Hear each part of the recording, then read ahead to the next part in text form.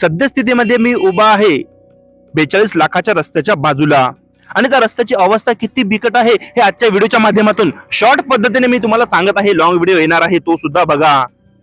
सदर हा रस्ता बनत आहे उपजिल्हा रुग्णालयाच्या समोर ते संत सेवालाल महाराज चौक इथपर्यंत 300 मीटरचा हा जो रोड आहे सुमारे 42 लाख रुपयांचा बनत आहे. आणि रस्त्याची अवस्था काय आता तुम्हीच बघा, समोर येऊन जा.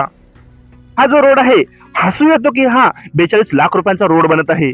काहीतरी आहे का यामध्ये? हे त्यामधले चिरे. डांबर दाखवा मला यामध्ये कुठे आहे. बघा रस्त्याची अवस्था, हे सुद्धा बघून घ्या. डांबर दाखवा, डांबर डांबर डांबर. ज्याप्रमाणे बघत आहे या रस्त्यावर सुमारे 4 ते 5 वेळा दबई ही फिरली असेल तरी सुद्धा मी माझ्या हाताने हे चिरे काढू शकत आहे. म्हणजे कामाची गुणवत्ता ही तुम्ही समजू शकता. आता सदर काम हे गजानन कन्स्ट्रक्शन कंपनी यांच्या मार्फत घेण्यात आलं असल्याचं आम्हाला प्राथमिक माहिती मिळाली आहे. परंतु कुठेच या रस्त्यावर मजूर वर्ग, इंजिनियर लेवलचे अधिकारी पदाधिकारी हे दिसले सुद्धा नाही.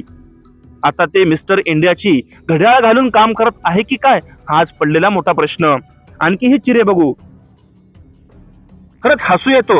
42 लाख रुपये हे जे आपल्या मेहनतीचे आहे, आपल्या कमाईचे आहे, सर्वसामान्य पुसतकरांचे आहे, त्यामध्ये अशा प्रकारचे दगड आणि त्याच्यामध्येही भ्रष्टाचारयुक्त काम होत आहे. तुम्हाला सर्वांना माहित आहे कोणाला व्हिडिओ टॅग करायचा आहे.